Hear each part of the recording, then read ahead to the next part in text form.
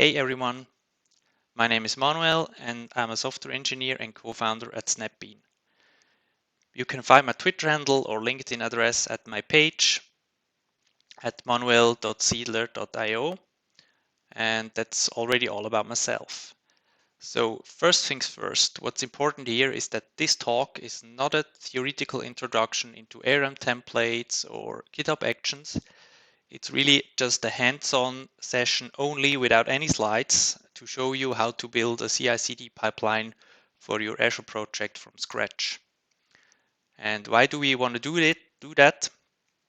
Of course, it's very tempting to right-click, publish your project in the Visual Studio, or create your Azure resources in Azure Portal, and that's absolutely fine for prototypes.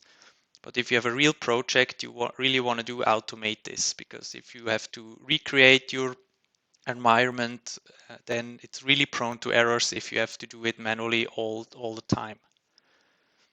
And what's also important here, in this talk, we're going to use ARM templates to define your infrastructure as code, but there are other solutions and definitely check out them as well. So for example, Terraform, Pulumi, Farmer, or Bicep, which currently is still in preview, but definitely check out them. So let's look at the tools we're going to use. We will use Visual Studio Code to define the ARM template and as well as the GitHub Actions. And I also have installed an extension in Visual Studio Code for, it's called Azure Resource Manager Tools. It helps us with code snippets and IntelliSense when we define ARM templates. I will also use the Windows Terminal, the Azure CLI, and of course Git. Now let's take a brief overview to see what we're going to use, what we're going to do today. I prepared a checklist. So we have some prerequisites. We have a GitHub repo and a web application, which I will show you shortly. And then first, we're going to take care of our Azure infrastructure. Second, we will create a GitHub action to deploy our Azure infrastructure. And in the end, we will also create, of course, GitHub Actions to deploy our web application.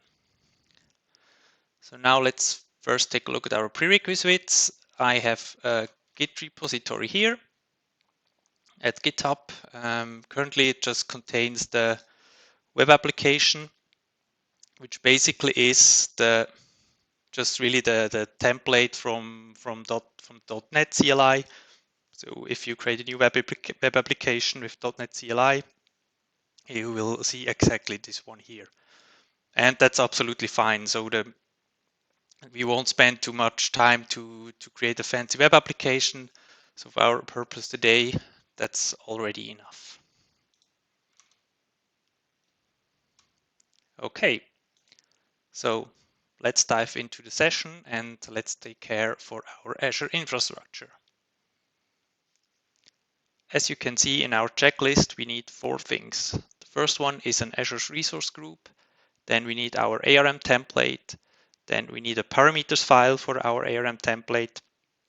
And we also need a service principal to deploy our template with GitHub Actions. So let's take care first for the Azure resource group. I will switch to the terminal. And as you can see here, I'm already logged into Azure CLI with my Azure subscription. So we can create our Azure resource group now. So that's the AC group create command. And we will use West Europe as our location and also give it a name, AZ DevOps Forum RG. RG stands for resource group. So when you want to, if you ask yourself, how should I name my Azure resources, definitely check out the Microsoft Docs. They have a couple of recommendations how to name your resources, and it's worth to stick to that convention. So that should be a quick command.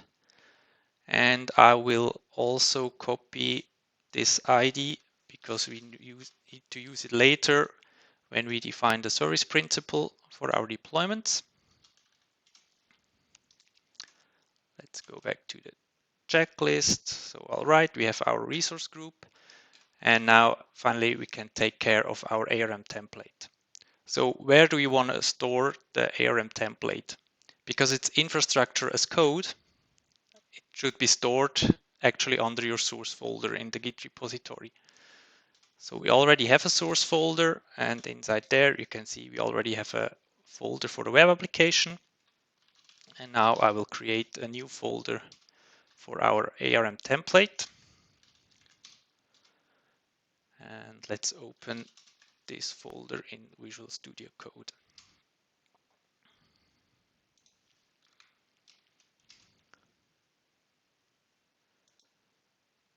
So now we will create a JSON file for our ARM template. I call it Azure deploy, but it doesn't really matter how you name it. I just saw in a couple of Microsoft sample repositories or in the Microsoft Docs that they use Azure deploy JSON most of the time. So I stick with that convention here as well. So now we just have an empty JSON file where to start. That's why I have to help us with that, I installed the Azure Resource Manager tools extension for Visual Studio Code. And if we type in ARM, you see we got a couple of snippets. And if we use the snippet on the top, that will create us a skeleton for our ARM template. So we have a section called parameters, which we will use later. Functions, you can define JSON as functions to generate some helper methods inside your ARM template, which we don't gonna use here in that case. We have variables, which are very important. We will also use them. And of course, the most important section is the resources section, which is an array of all your app resources for the Azure infrastructure. And you could also define some output. So if you have a build step after the ARM deployment and you need some output from your ARM deployment to use it in a later step, you can define outputs in here. So let's go back to the checklist. First, we're going to create an application insights resource, which will allow some logging and insights for our web app.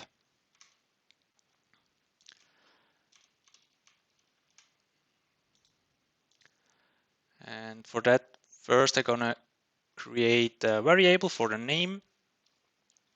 So we call that, or you can also see here that we have some snippet from the extension. And I will call it app insights name from insights. And then we're gonna create the actual resource here. So we also have a snippet here for application insights. What you can see here, if you scroll down, it creates a couple of Azure resources, but actually we just want to have the application insights base instance that's here from line 215 until 231. So we can remove all other parts here. We just need the bare minimum here. And now instead of using a hard-coded name, we will use the defined variable here.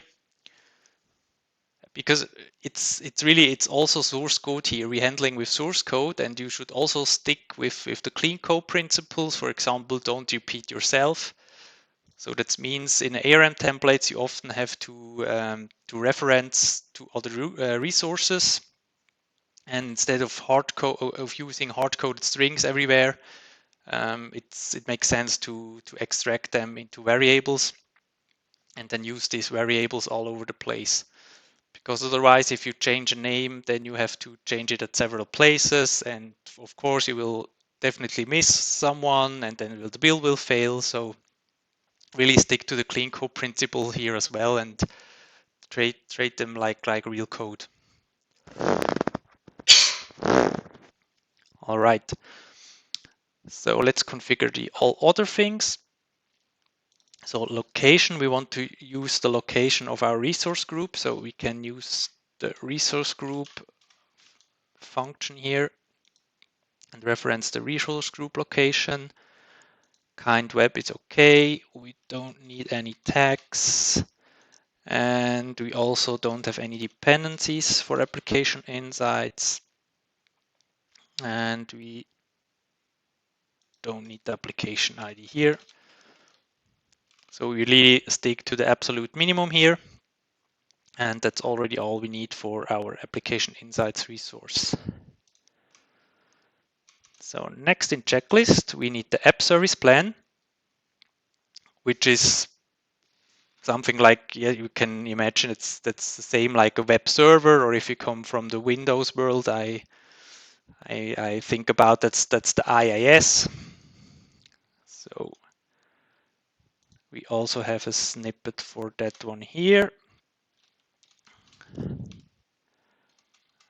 It's called, let me check, ARM plan. And of course, we will use a variable here as well, app service plan name, AZ DevOps forum plan, and use that variables here. Now this snippet already used the resource group location. That's interesting. We don't need tags and we don't need any properties. But what's important here is the SKU. So the SKU basically tells Azure how much power your web server should have. So F1 stands for free, so that's it's for free, but it's also not very powerful. But what's important here is that the SKU, if you think about it, it really depends on the environment you're going to deploy your Azure resource. So for example, for a test environment, the free version is absolutely okay, but if you deploy the production environment, you want to have a more powerful machine. So now, how should we define that in the ARM template? Because you don't want to have it hard-coded because it depends on the environment. So that's why we have this parameter section here. So we want to inject the SKU from outside so that we really can differ the environment we're going to deploy the Azure resources. So let's create a new parameter.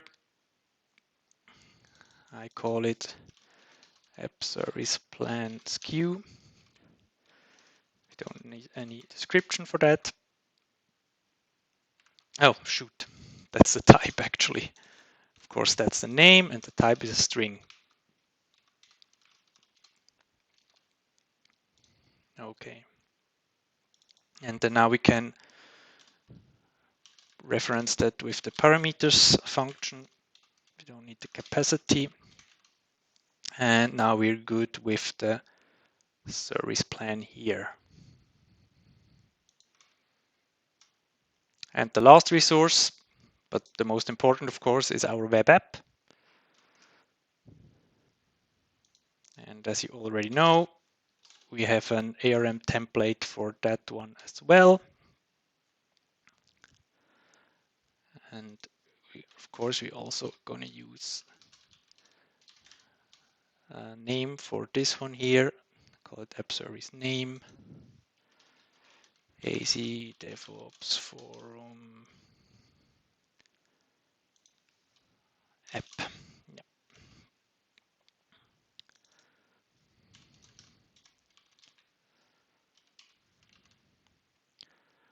Resource location, that's okay. Then we don't need any tags here as well. And now that's what's really important here now is to take a look at it. That depends on property. This depends on property tells us on which resource this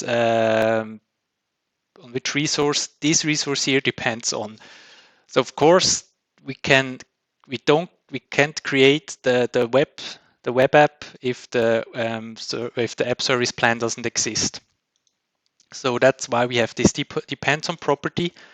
And if you deploy an ARM template, the ARM template will create a dependency graph based on this depends on property, so that you can make sure that the web app gets deployed after the app service plan gets deployed.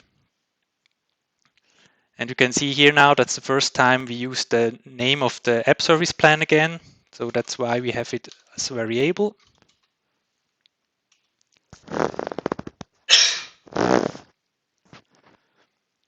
And of course, we need a second dependency because the web app needs the app insights for logging, for example. We also want to reference the app insights component here. So IntelliSense here is really helpful. Otherwise, you would have to stick to the Microsoft docs. So now we define the dependencies. So when we deploy these ARM templates, the Azure Resource Manager makes sure that the server farm and the app insights get deployed first, and the web app gets deployed last. So we will also specify kind of this app service. We don't need the name property here.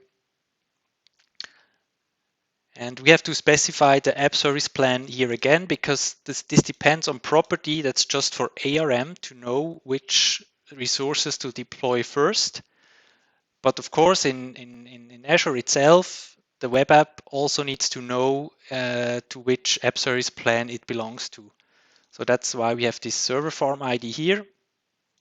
And again, we have to reference our app service plan in that case.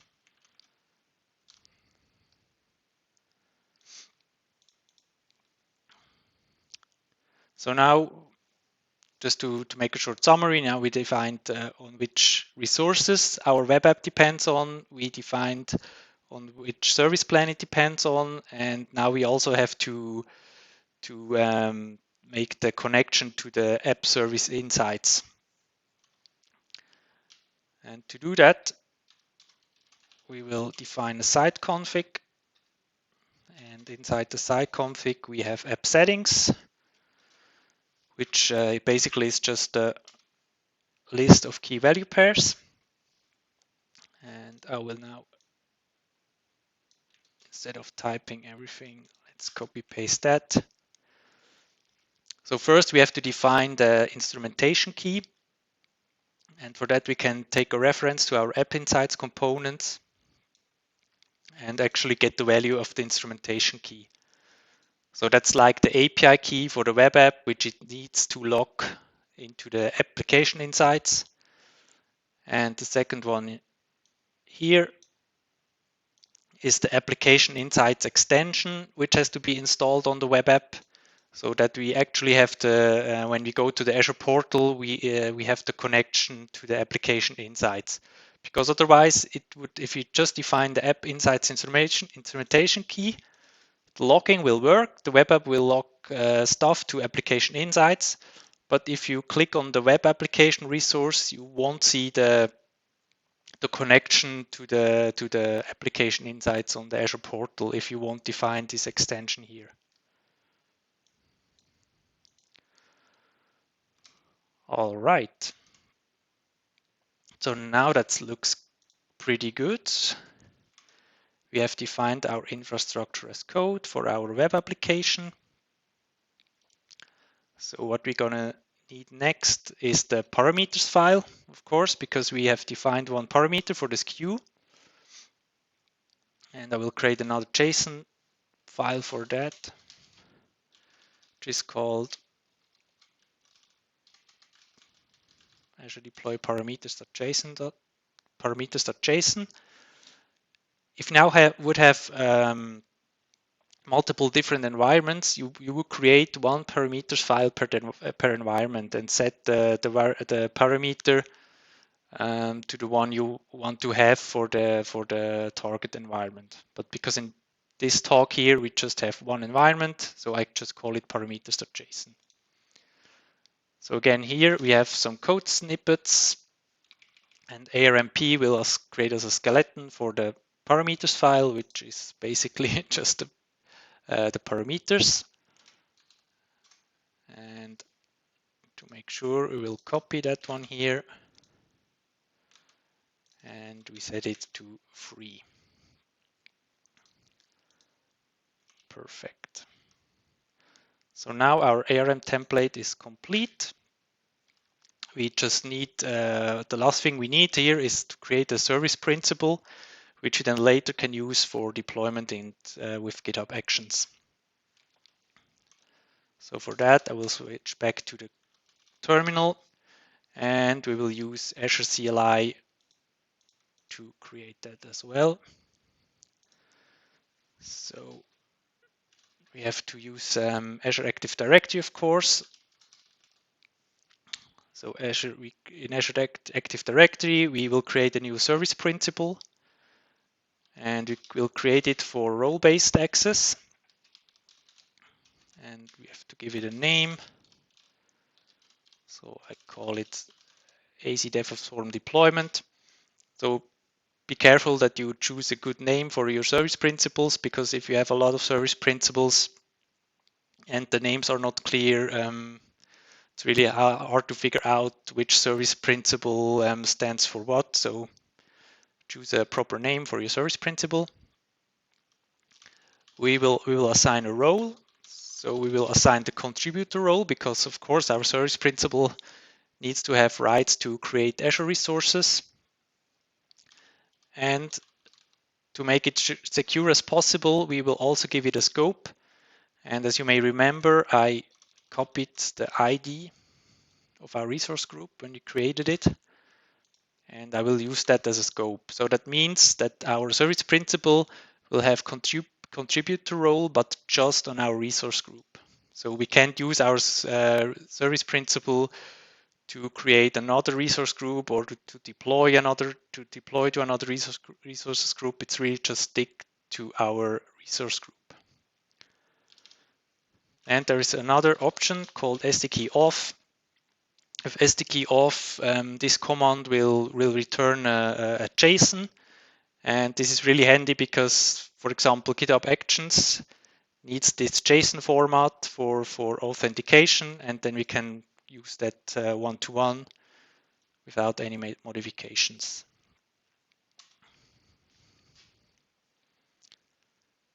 So should be a short comment as well. You can see here we have our JSON as return value. I will copy that to Notepad because we will use that later in GitHub Actions.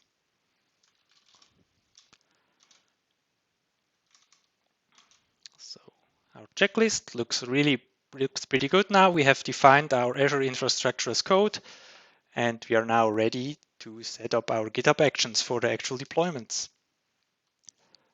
Before we can create our GitHub workflow file, we have to add the secret from our service principal to the GitHub repository. So let's copy the JSON from our previous command, and we will add it here in our GitHub repository under settings, secrets, new repository secret, paste it here. I'll give it a name like, let's see, Azure deployment credentials. And then we can reference this secret in our GitHub Action workflow file. So let's take a look at our checklist. We have saved that secret. And now we will create a GitHub Action workflow file with two jobs, one for our continuous integration and one for continuous deployment. So with GitHub Actions, there is a convention you have to follow. So you have to store your workflow files in a folder.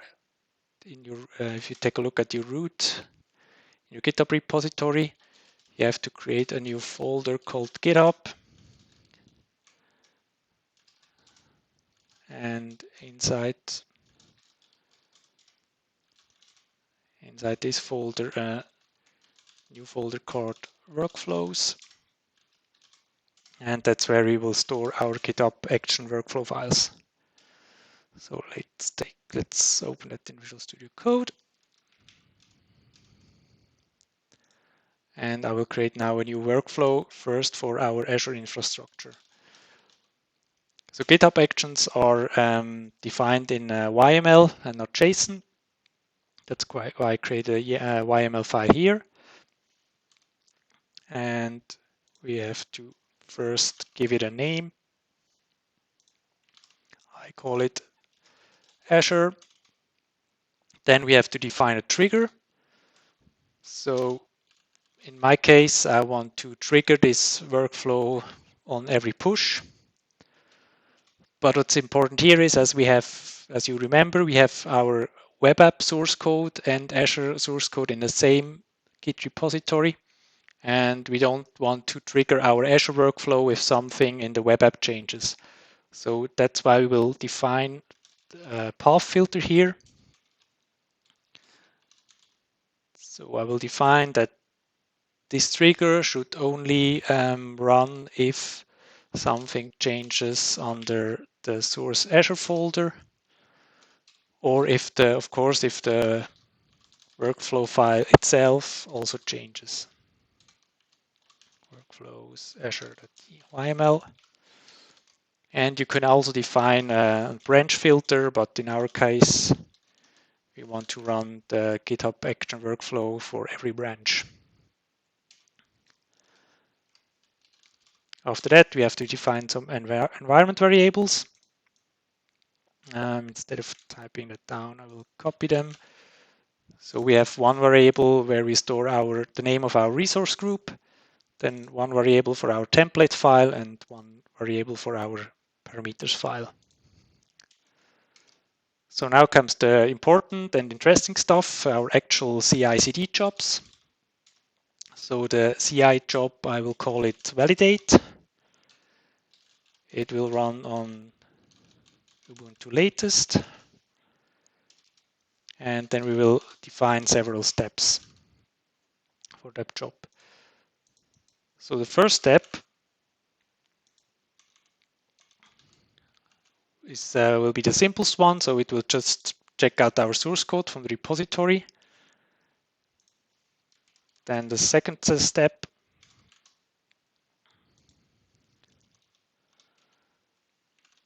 will be logging into the Azure CLI.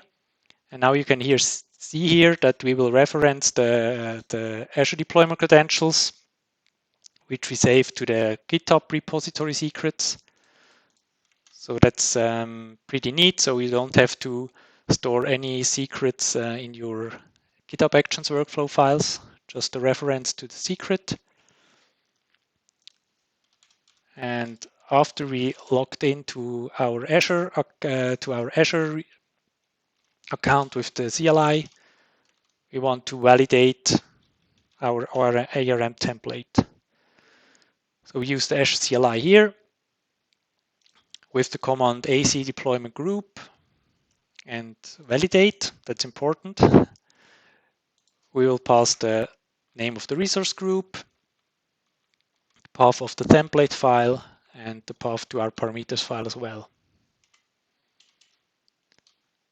So when the validation was successful, the CI, the continuous integration job could already be done, but there is another step we could do. because the Azure CLI introduced a new command to make what-if deployments. So with a what-if deployment, it would actually show you what would happen to your Azure infrastructure if you actually deploy or would deploy your ARM template. So I think that's a very good case to also put into your continuous integration job. So it's pretty much the same command as above, but instead of validate, we will run what if on the deployment group command. All right, so that's the continuous integration job. Checks out the source code, logins to the Azure CLI, validates a template, and doing a what if command to see what would change. So for continuous deployment, we're going to create a new job called deploy. And for that, it's really important that we just want to run our deployment job if the continuous integration job was successful. So we can use this needs property here. So it needs a continuous integration job. And of course, it also has to be successful. And what's important in my case is that I want to run the continuous deployment job only on the main branch. So as you may remember, we didn't configure any branch filter. So that means our Azure workflow runs for every push, regardless of the branch. But at least for the continuous deployment, it should just run on the main branch. So I can reference the branch here. Actually, I have to put it into parentheses. So refs adds main. And now we're sure that it just runs if the continuous integration was successful and it's running on the main branch. And of course, it has also run on Ubuntu latest. And other than that, we can reuse the same steps from our continuous integration job.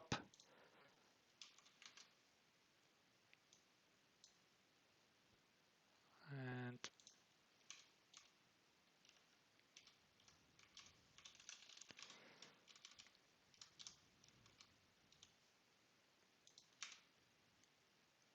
so you have to make sure that the spaces are exact in YML. Otherwise, you will get an error when you run your GitHub Action workflow.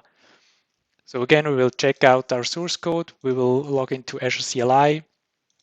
But now instead of validating the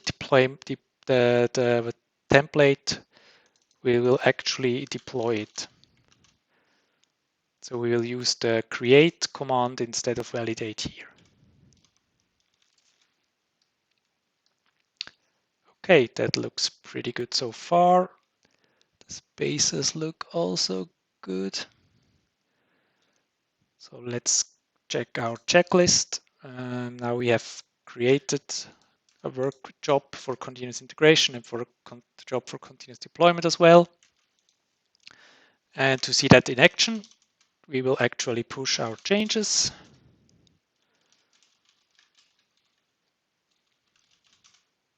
So our workflow file and our ARM template.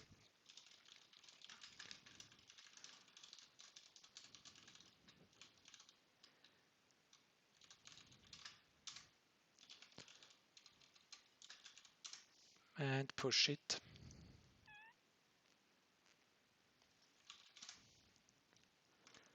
Switch back to our Git repository, going back to actions. And as you can see here, our workflow got triggered successfully. And it will now run the validate and the deploy jobs. Our CI/CD workflows have been run successfully. You can see here, validation is green. And if we take a look at the what if command, we can see that it will create the deployment. And we also can see which resources are get created. Of course, for the initial, for the first run, it's not that interesting because every resource will get created. But we will see later how this command is really handy if you make some changes to your Azure infrastructure. The deployment job was also successful, and if we take a look now at our resource group, we can see here we have our web app, we have our insights, and we have our app service plan. And if we take a look at our web app, we can see here in the application insights, it's correctly linked to our application insights instance. And if we look at the app settings we defined in our ORM template, takes a couple of seconds. Then we will also see our two settings we made there. So we have the instrumentation key and we have the extension version of the application insights version. All right, so let's go back to the checklist. Our Azure infrastructure is set up properly. We have defined the infrastructure as code. We have set up a continuous integration workflow, and we also created a workflow for continuous deployment. So the last step is to create a GitHub action for our web application. So let's switch back to Visual Studio Code, where we have our workflow for Azure. And I will just copy that now and call it web YML. So we name it web. Instead of Azure, of course, we will use, or we want to trigger it if something under the web folder changes or the web workflow itself. And we need other environment variables here. I define the build configuration, the output folder when we call the publish command with the .NET CLI. Here's the name of the web app and the path to the CS project. Now let me copy our CI/CD jobs.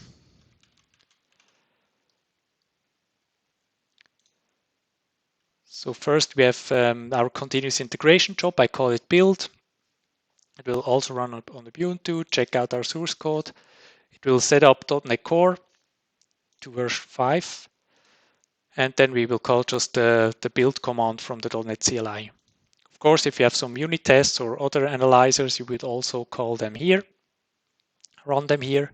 But in our sample, we just have a simple web application without any tests. And the next thing, the continuous deployment job, I call it deploy. It's the same here like in the Azure infrastructure. We just want to run it if the build was successful and we're on the main branch. And again, we'll check out the code, set up .NET Core 5. Then we publish our web application with our release configuration, and we specify the output folder. Then we will log into the Azure CLI, and then we deploy our published folder to our web application. So again, we can now switch to the Windows terminal, create a new commit.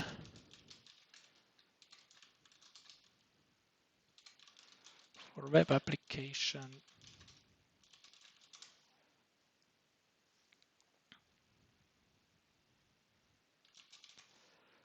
Push it, and if we go back to the GitHub Actions, we can see now that we have a second workflow called web. And now we triggered the build and deploy jobs of our web application. As you can see, our CI/CD pipeline for our web application runs successful as well. And we have it available now here in our web app resource. So that's it. We have our baseline for our Azure infrastructure and for our web application. And I prepared a small pull request to just show you how really that really is now an advantage for your project. Imagine you have a user story where you have to implement a file upload. Normally, you will just have your code changes in a pull request, but now we also have the changes from our infrastructure.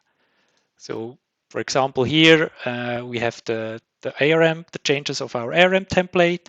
So your colleague can also review whether you added or changed the infrastructure properly, if you keep the clean code principles on your infrastructure as well. And we also now have the validation, the continuous integration jobs directly integrated to the GitHub pull requests. So we can see that the validation of our Azure workflow was successful and the build of our web application. And you even can go into the details, take a look at the what if command, and you can then see what would happen with your Azure infrastructure if you would deploy or merge this pull request back into the main branch. All right. So I'm happy to answer any questions. But other than that, thank you very much for listening. Take care and have a nice rest of the day. Goodbye.